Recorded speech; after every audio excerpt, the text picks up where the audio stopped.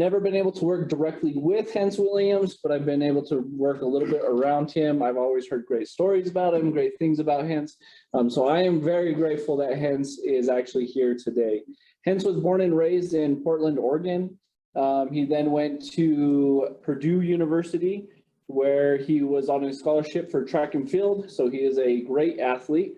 He received his bachelor's degree in law and society, and then went to New Mexico State, where he became an Aggie, which is probably his only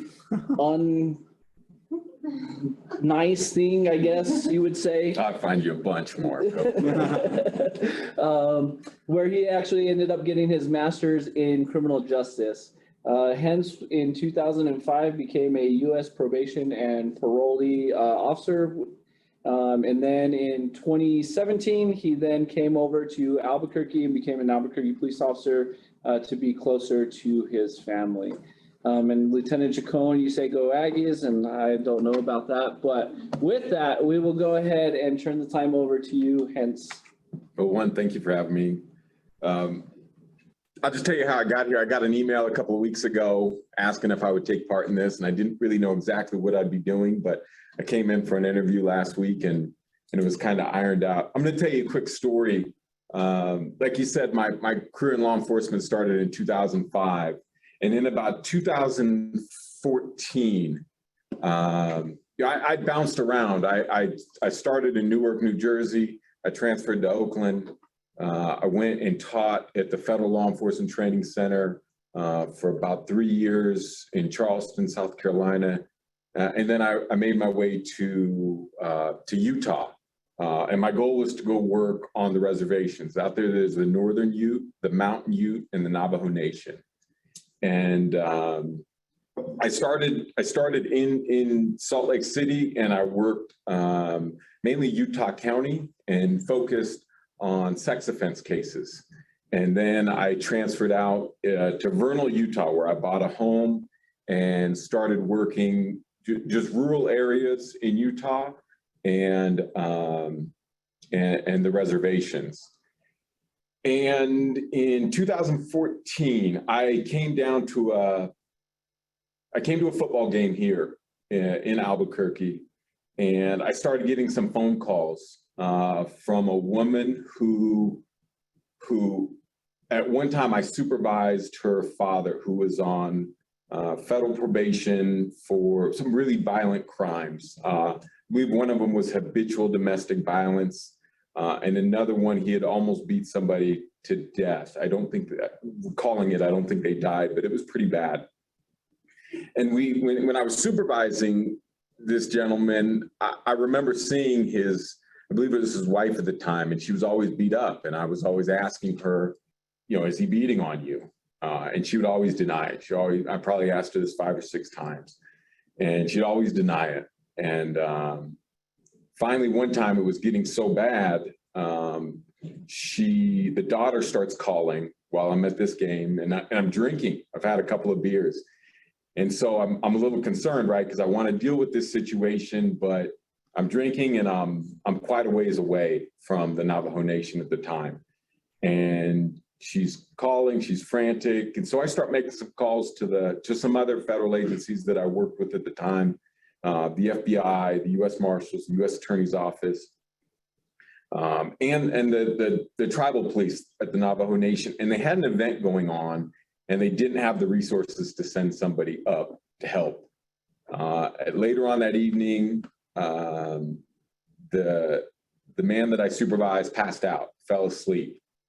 And they called back and they said, he's asleep. I think we're fine. We dumped out all the alcohol that they could find. And he was pretty drunk at that time. He was beating her. And he'd been beating her actually for about a day and a half at that point. And I'll describe the beating a little later on in the story once I finally saw her. And I wake up the next morning, I speak to a judge, I get a verbal warrant. We're all in agreement that we're going to go to the house the next morning and try to arrest him. And I wake up at about 6 a.m. to my phone ringing, and he's up and he's beating her again. And it's the daughter screaming, nobody's coming to help.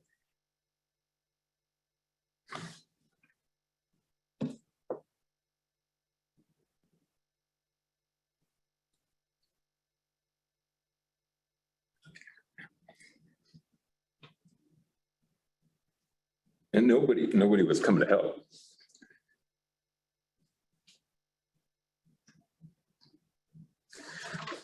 So, I decided I got to go because nobody's going. And so I got a little Honda Civic. I had my gun, and I think that's all I had at the time. So I start driving up there, and I get a hold of the tribal police. And you have to understand that there's some cultural issues that are also going on in this story. So when I say somebody's not helping me, it's not, I don't look at it like they're wrong for not helping me or whatever it was. But when I get to the tribal police station, I tell them that I have a warrant, and they say, well, if you already have a federal warrant, we can't help you out with this. At that moment, it was pretty frustrating, but I later learned why, and I'm completely fine with it. I made some more phone calls, and nobody's helping. So I called the jurisdiction directly above, which is San Juan County, and they agreed to meet me about 15 minutes from the residence on the Navajo Nation. And we speak, we discuss what's going on. We know that he's probably going to see us coming from a ways away just because of the setup, and we make the decision, hey, we're going to go get him. So we get to the house, drive up and to the trailer, and he's not there. And the wife and the daughter start telling us that he had ran up this plateau. And to get to the top of the plateau is about a half mile, 3/4 of a mile. So we get to the top, and he's not there. There's no sign that he's been there. So we walk back down, and I'm like, look, you're lying to me. He's going to kill you, you know?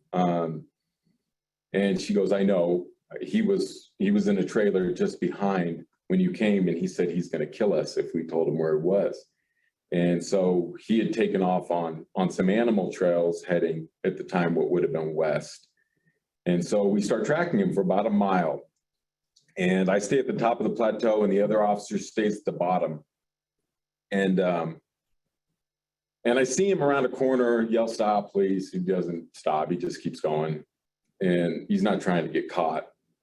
So we move a little bit quicker, and we see a tree. There's nothing else out there. It's pretty barren. And I asked the officer, hey, look inside that tree. Sure enough, he's inside the tree. So we climb down off this plateau. It's about 100 yards down. And he does not want to be taken into custody. So we get into a fight, and the officer taser breaks during the fight because I'm like, tase him. And he's like, I can't, my taser broke. So he starts to get on top of me. He mounts me. Officer gets him off. It's a fight on the ground. Finally, we get him into custody. And I'm excited. I'm happy. I'm like, nobody got seriously injured, and he's going to go to jail.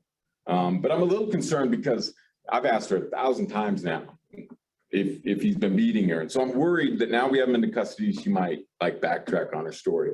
And we get to the trailer, and she's crying, and I'm like, hey, we have him into custody. Do you want to tell me what happened? And she like pauses for a while. And then now I'm really getting nervous because I need a victim, right? And she's like, absolutely. She starts talking, and she's got like what looks like a half of a softball sticking out of her head because he had been punching her and kicking her, and she has bite marks. And not like, well, I think it's a bite mark, but it's like, no, those are definitely teeth all up and down her arms and on her chest. The little girl has beard. Like there's probably a 4-year-old little girl, and then there's, I think the other woman's about 19, and they're all of them have been getting beat, either throwing beer on them or getting beat for about two days now. And there's no, I mean, if they wanted to just walk off on foot, I guess they could have gotten away, but right, that's their home. That's what they knew. So she tells me the whole story. We document everything. I ask her if we can get her to the hospital so we can start taking photos and get her, checked out. And she's like, absolutely not. And then I tell this story like I'm scared or I'm frustrated or I'm about to get upset. And later on, I realized this story had nothing to do with me, right? This was all about her but it kind of plays into why I'm frustrated at the time. And I think what happens a little bit later on, she wants to see a medicine man first. And while I thought I was learning and understanding tribal culture, I had a long ways to go. And so it took about 3 days before she would agree to go to a hospital. She sees a medicine man first, but we line up, we get her trailer out of there, everything's gone, he's in jail, he's detained, he goes before a federal judge keeps him detained. And then that's where the story like really changes for me. I wrote a report about what happened, and maybe a day later, maybe two, I think my old supervisor's actually logged on. So if I'm wrong about this is my supervisor at the time. If I'm wrong, go ahead and chime in. But it was just a couple days, and I get a letter. Maybe it's a letter, a phone call, email, but I'm directed to come back to the Salt Lake office. And essentially in that meeting, I'm told to turn over my gun, that I was being transferred. And when I say transferred, like I had already bought a home in one place and I need to be at another place in 2 weeks. And it's a 3-hour commute. So I wasn't commuting anymore. I had to move back to Salt Lake. I was being demoted, turned over my gun. And then I had about, I think essentially eight, what we would know as like policy violations, except they didn't cite the policies that I violated. They just said, you did this and you either knew or you should have known that this was wrong. And I think what was so hard about it is being a probation officer working in law enforcement was like my identity. Like that's how I kind of knew myself. And now I really didn't know myself because I always thought I'm doing the right thing. I'm a good officer. I'm trying to be proactive. But at the time, the people above me didn't see it the same way. And so I went back to work and I was told I had to relocate within 2 weeks. And at the time I had 3 dogs. I had 2 ducks, a turkey. Yeah. The captain, Jive, these are their names. Mr. Ferguson, Anna, Cooper, Chick was the chicken. And I started thinking, hey, I was like, what am I gonna do? How am I gonna take care of these animals? I remember that being the first thing, like, because I had a routine, I had a plan, I was doing stuff, and all that stuff was done. And so that starts, and then I quit working out. And then I'm walking my dogs a little less, and I'm not eating. And I remember having a conversation with my mom, and I had a bunch with my supervisor. I remember having one with my mom. And she's like, well, she was coming to visit. And I think it was still like a week away. So for a week, I still wasn't eating, wasn't doing anything. I was just going to work just enough to like keep my head, like not do anything to get myself in trouble. But I wasn't focused on my job at all, like nothing. A day or two later, I get a call from my supervisor, and it just keeps going downhill. My supervisor's been demoted.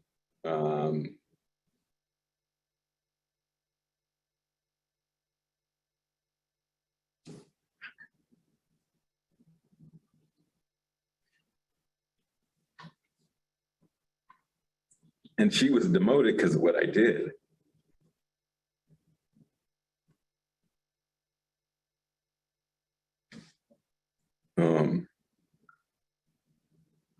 And that was pretty frustrating because now it's really affecting other people. And fortunately, the individual that demoted her realized it was probably a really stupid decision. And he promoted her like 2 days later.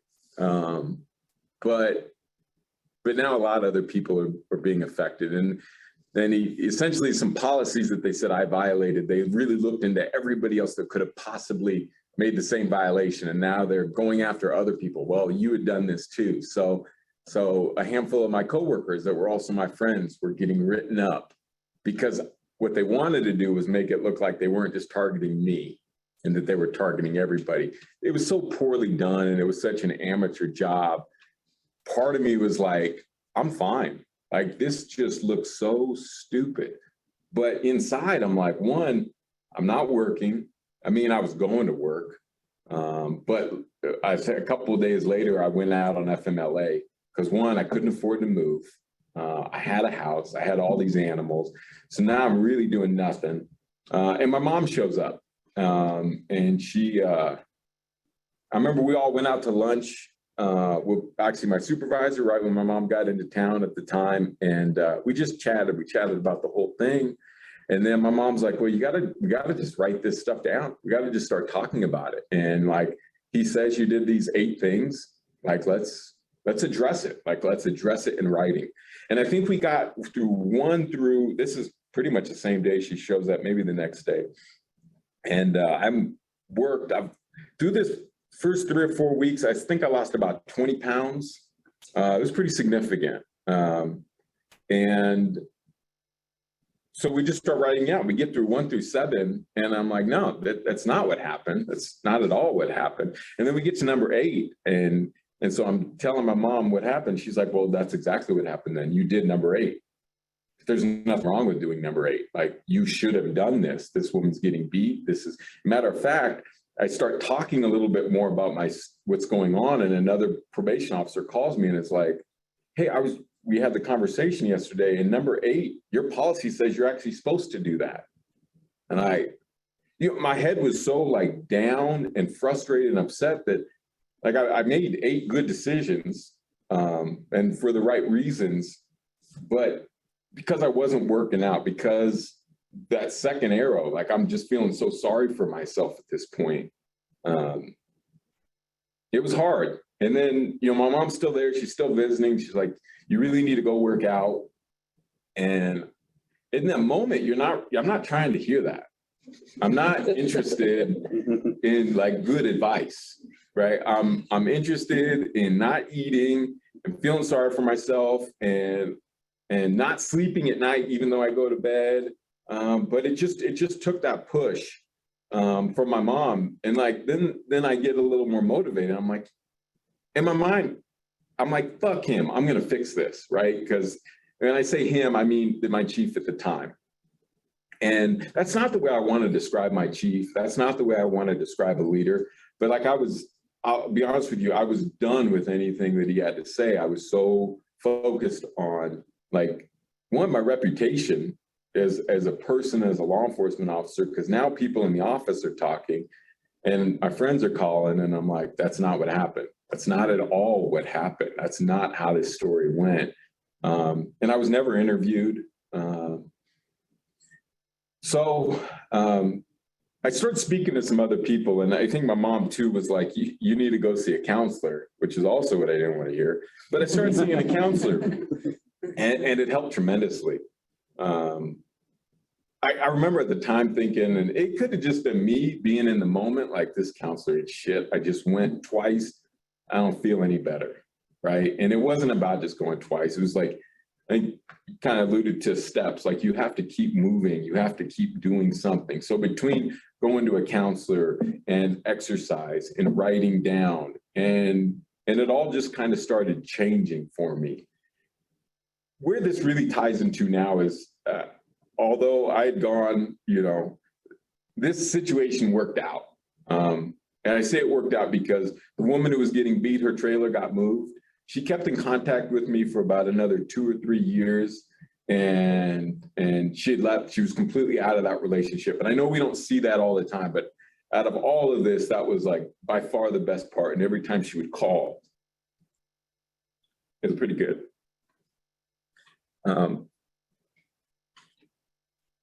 But like, work-wise, it took me to a place that I just didn't want to be at. I thought about leaving law enforcement, doing something different, but I didn't really know what that was or how I was going to do it. And I ended up leaving the District of Utah because of this situation. Before it ended, about 3 months later, like I said, my supervisor did get her job back, which was awesome. I had some other friends that I had reached out to in the system that helped me tremendously.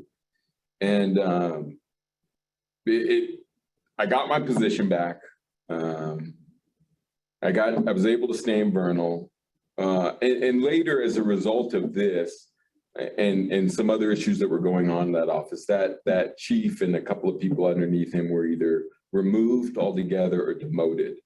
And while that was great because then nobody else would have to deal with them, it didn't make me feel all that good. Like, good would have been just having a great leader or me managing this situation better at the time. And at the time, I didn't know how to do that. Since coming to APD, like, I knew I was going to go either to Portland Police Department or Albuquerque. And I knew there were two departments going through a ton of change. And it's like a hangover. You forget about it. You're like, no, I jump right back in there. I'll do this thing again. But it wasn't, coming to APD, I'm happy I'm here. I'm not here to bash anybody. But I think that the way I handle working at APD now, getting the target letters that I get, because I get target letters here too, I just manage it much differently. And not that I want to dismiss the letter that I get, because I don't want to, like, I want to take it seriously, but I don't know the term that you use when you described it, but kind of is it perceived helplessness or learned helplessness? Learned helplessness. Like, I'll get one for something, and then I'm like, okay, well, I got it while I was an acting supervisor, and I'm not a supervisor, right? I'm an acting supervisor. So to avoid getting another one as an acting supervisor, I just won't be an acting supervisor for at least 1 year, because then it will, but then I'm like, no, the department needs help. Like, I need to be an acting supervisor. So this battle going back and forth with how do I deal with that? Because I got one while I was an acting supervisor. I was a supervisor. Like, that whole situation just made me, like, sit back and say, one, you're never going to stop exercising. Like, you have to exercise, no matter how bad your day gets or what you're doing or how late you've been out on a call. Like, you're going to exercise the next day, and you're going to talk about the situations. I'm real quick to get quiet when things aren't working out for me, or I don't think that they are. And it's not healthy, it's not right, but it's something that I do. And because of this situation, like, I learned to recognize that, and that even though I may not want to have a conversation, I need to have a conversation. Whether that's with a therapist or just a coworker or somebody who can understand, or even a lot of times somebody who I know won't agree with me because I'm not interested in you telling me I'm doing the right thing. If I'm not, like, I may need some direction. And I think my mom's really good at that. Even though, I always want my mom to be on my side and tell me, and she's good at doing that too, but she's also good at just saying, have you considered this, or did you think about this? And that has just helped me a lot in my law enforcement career.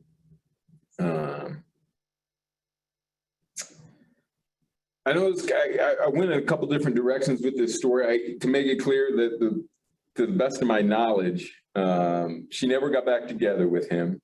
She did move on. That chief was removed. I ended up going to another district first, but I was so uncomfortable working in that system that I just was like, I'd always wanted to be a police officer, and now's a really good time to make a change. So why don't you go to a department that's heavily scrutinized, because you're clearly just looking for more punishment. But that being said, I'm definitely happy to be here. And because of that situation, I think I just I've learned to manage these situations a lot better, at least in healthier ways. I haven't lost 20 pounds. I fight to stay at 185, and I'm 193. So I'm not doing that good there either. But overall, I'm a lot better. And, thinking about telling this story, because I tell this story in my head a lot, but I really have never been to a setting like this, or had a conversation with multiple people, or yeah, it's definitely helpful. So what questions do you have for me? Thank you so much for sharing that. It's a great story.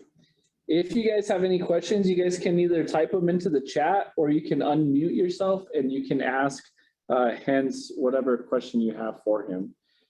Hence, I actually have a question. With everything that you learned with work and stuff, how does that transfer over into like your personal life? Do you utilize that same type of method to handle some of the situations that come up in your personal life? You know, not as often as I should. I would say that. I think it's easier because I'm not quite as attached to work as I am as personal relationships. But certainly something that I certainly think about more often.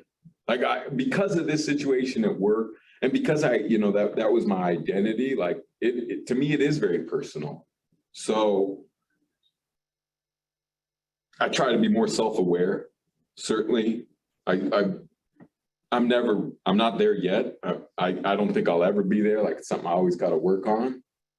But like opening up, sharing, having a discussion without thinking like somebody's going to get me.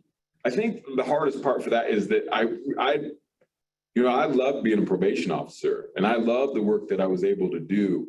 So when you kind of get stomped on, for lack of the word I want to use, you just don't trust as much as you want to. You know, I've had good leaders and I had some great leaders and some great chiefs working with federal probation, people that if they asked me to do something, it would have been done. Or, you know, I wasn't concerned because I knew they were taking me in the right direction. But then once you start second guessing some of those things or second guessing a position you've put yourself in to like better everybody. And then you think maybe I shouldn't have done this. Go ahead. So you talked about this, but just if you talk about it a tiny bit more, what you went through administratively was was traumatic. You know, it was brutal. And did that inoculate you and make it easier to deal with target letters, or did it traumatize you? And like you see a target letter and you're like, oh, and you go right back. So I'd say the first target letter I got, so I started hearing these target letters started coming out. And I'm thinking, I did exactly what I should not have done. I was like, what the fuck did you do? You know, why did you get your target letter? You know, I did exactly what people had done to me, right? Well, you probably deserved it. And that lasted for about 2 days because then my target letter came.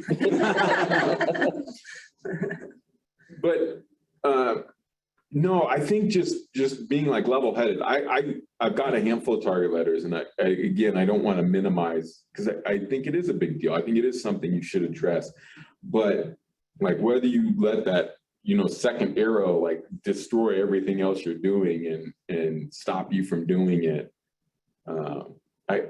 I don't think that's the way to go about it. So when I do get one, usually I kind of have a heads up, hey, you did this, you're about to get one for this. I get worked up for about 30 minutes, maybe an hour, and then I'm like, okay, well, what do I need to do to address it? Well, there's nothing I can do right now. Like, I don't even know why they think I did this, because I've gotten target letters for something I had nothing to do with. When I say nothing, like it happened on this side of town, and I was at the jail. And I was like, how? And so part of it is I need to just read it.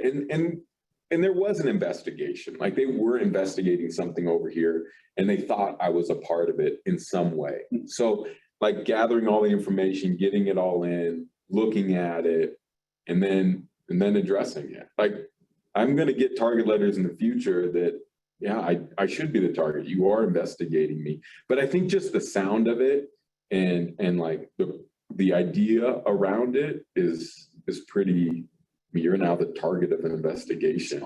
So yeah, it can be frustrating, but I think this situation prepared me to handle those letters that much better. Good. Thank you. And I say it's not just about target letters, just so we're clear. Like, Sure. like everything at work. Like I don't want to just make this, because we are getting a lot of them, but I don't know what other officers experience in other departments. I don't know. Maybe they're getting half. Maybe they're getting twice as many. Maybe they're not getting it all. But everybody has something you're working with, whether you're the target or not. That just to step back, continue to exercise, speak to people about it. Yeah. Very good, thank you. And take care of your animals. Like that was, I didn't make that clear. Like what really helped me was like starting, like I was walking my dogs at least 2, if not 3 times a day before this started. And then I was just getting one. And I was like, I just open the door, just go piss, come back in. And I was like, that's not the kind of, you know, caretaker I want to be. Sure. So that was probably the first thing that got fixed, was like, these dogs rely on me and I got to take care of them. And, you know, they don't care what happened at work. They don't care if I did or didn't do it. So they don't need to experience this. Yeah, no, that's great. I agree. Hence, I had a question for you. This is Melissa Schultz, for those that can't see me. Thank you for doing this and being so willing. You mentioned something really interesting early on about how at that time, law enforcement was your whole identity, and you made it sound like maybe that has changed or you're working on that. So how are you trying to maintain an identity outside of your role as an officer? So one, like the things that I get to do at work right now, but I went over and I joined the SWAT team, and it was something I always wanted to do. And it does require a lot of time. But before going there, I had a conversation with the commander. And I said, look, this could lead to a whole nother story. I went to the SWAT team once before and it didn't work out. And part of it was because I was told you won't take any time off. I think that culture is since changed. But it was part of the reason that I left, because I knew I had a family reunion this last year. I knew I hadn't seen my mom because of COVID in about 2 years. I knew that there were just things I wanted to go out and do and be a part of. And I don't look at myself like when I'm not when I don't have to be in a uniform, I don't want to be a police officer. And I know I always have to act and I have a duty, but there's just other things I'd rather be doing. And so while where I'm at now does require a lot of my time, like I make it a point that, you know, last weekend I went to Moab for 3 days and rode. I did a bike race, and the first day was 68 miles. Second day was 58 miles. And the last day just hurt from riding all those miles before. But I just make it a point that I'm going to set things up and I'm going to go do them, period. Like that has to be number one. But I'm going to go to some hot springs in 2 weeks, and I'm going to take 2 days off. And although I really like what I'm doing and the way I'm training and some things that I get to do, but it's not my life and it's not my identity. And I start thinking, I'm building a house right now with my dad. And so, you know, like the way I look at things is not, well, where am I going to be a year from now in the police department? Where am I going to be a year from now as far as like traveling or taking a vacation, getting up to Portland? I do a motorcycle ride with my dad and my buddy Rob every year. For last summer, we rode 11,000 miles. And I don't know if I'll get 11,000 miles on one trip, but I know I'm going on a motorcycle ride for 2 weeks. So planning those things out and thinking about that, and the other friends around the country that I made working in federal probation, I make it a point that I'm going to see them. Someone wrote, this is Melissa Muir. What's one thing non-law enforcement friends and family can do to support officers when they aren't asking for help? Yeah, I think it's because of the relationship I have with my mom can just, she can just say, you need to go do this. And it's interesting because, you know, compared to my dad or compared to somebody who works in law enforcement, you can really start to direct people or try to direct them or tell them what they're going to do. And even sometimes you can kind of sugarcoat it, but it still comes out as directing them. But I think there's other people. I think a number of the officers or detectives you have in this office here find ways to communicate. One, by making it sound like it's my idea, which definitely was not my idea. But just leading that person in like a healthy direction, because deep down I knew I needed to exercise. I knew I needed to have a conversation, but there's another part of me that was just stay tight, don't say anything. And so without just Melissa, and Melissa's actually one of the ones who helped me tremendously through this. And since you typed it out, Melissa, I'll say that. But And she also, I believe it is the head of HR, and I won't say which department, but a lot of what you brought up was through HR. She'd probably tell you that same stuff, but just try to have a conversation. And when somebody doesn't want to talk, maybe leave them alone, but don't quit trying to talk to them, or don't quit trying to have a conversation with them. You know, I'll respond a lot with like one-word answers, and I need to do a better job at doing that, but I just don't give up on trying to get them to communicate, because they probably do want to tell the story. I think when they're around other cops, it's a lot easier to talk, but it's just keep trying. I felt something else here from Maria Sanchez. This is more of a comment. Thank you for the presentation, and tell you did an excellent job. I've always enjoyed working with him and for him. Regardless of what happened, he's an excellent officer, just a really good, caring person. That's nice. Maria Wolf, she said, thanks, Hence, for a great reminder. And I often say if my plants and animals are doing well, I'm balancing my life well. That's very true. I like that. I've never had plants that have done well, but But the ducks. Ducks. What type of ducks did you have? you know what? I don't even know. So I went to the store, and the guy's like, any respectable bird owner will have a duck. And I was like, well, I better take a duck. And then he said, and a turkey. And no joke, I had a duck and a turkey. What type of turkey did you have? It's a big one. I mean, I don't know. Oh, man. It got huge. That's awesome. Yeah, I had a duck. It was named Captain. I had a turkey. It was named Jive. It was a jive turkey. And then I had a chick named Chicken, or a chicken named Chick.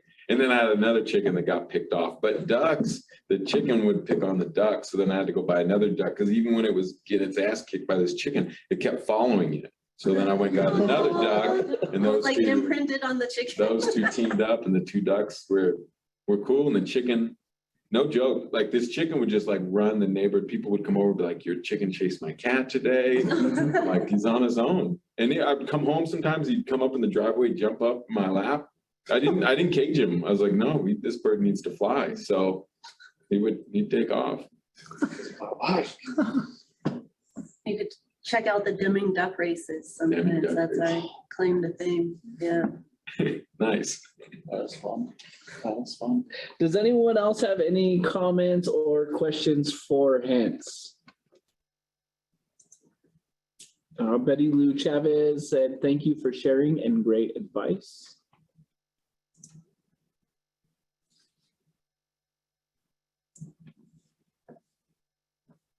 Cherry waved at you. I believe. Did your mom join? That's my mom. Oh, is that your mom? Okay, I apologize. That's Awesome. Yeah, Maria Sanchez was my supervisor at the time, and Melissa Muir was a friend that I'd reach out to who also worked in the same system, and just offered some great advice and direction. You know, to go back to it, it's like one of those things. I think you look at the situation, and like, you want to believe you're always doing the right thing, and I really believe that I was. But then you really start second guessing yourself. Like, I second guessed myself for a long time. Like, how could I have done this differently? Should I have done it differently? And like every time I've come back to it is what I should have done differently was handle it better, because I couldn't have changed. I wouldn't have changed going and helping her. I wouldn't have changed, you know, I wasn't going to change how I wrote my story or what happened in that situation, but just how I responded to the whole situation. I don't know if I could have done better, because I'd never been in a situation before, but I certainly know now that I will. And I wished I had heard about it. I later learned about other people in the office who had situations where, you know, somewhat similar, in that people have really come down on them, and the depression that they felt and the anxiety that they felt later on. And so just learning how to deal with that. Can I say something here? This Sure. is Sherry Ann. I think for me, the way that I knew I could help was in not getting emotional with him.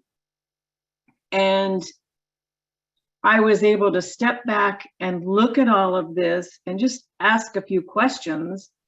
And I knew that he was right, but I knew that he needed a way. No, I was proud of what he did for that woman, and the fact that he had very little backup and had so much trouble getting there. And I understood the ramifications of what he was saying and the situation as it unfolded. But being there to help him organize and saying, this is right, this is wrong, these 8 things that they laid out, yes, you did do that. So admit it. Yes, I did it. And I said, you know, they've given you all of this, but you just need to answer them. And it was a way of just standing back, and I could see the organization and I knew he couldn't see any of it. But staying unemotional was very difficult, but I think that was what he needed the most. And so for someone trying to help someone else through something like this, not feeding into the emotion is probably the biggest thing you can do. That's Thanks, my. No, for sure. Yes, thank you. And good advice. Very good. Lieutenant Sedler said, thank you for sharing. And I've heard this story many times, and each time takes something different away. And that you are a great man. Uh-huh. Does Thanks, anyone else have any other comments or questions before we wrap up? And Jen wrote into the chat, the recording of Hence's story will be on the SCION website next week at goscion.org. You can also look at past presentations. If you are a member of goscion.org, like a registered member, which is free, you can find the, I don't want to say locked, but they're locked. And so you have to be like law enforcement or get the permissions to be able to see those. But you can see those videos as well. So we have both open and locked. And this one will be an opened one because Hence is that great of a man and loves to share his story. One thing that Niels had actually brought up, usually after the end of all of these SCION presentations, we have challenge coins and we just present them just off camera to the person that presented for us.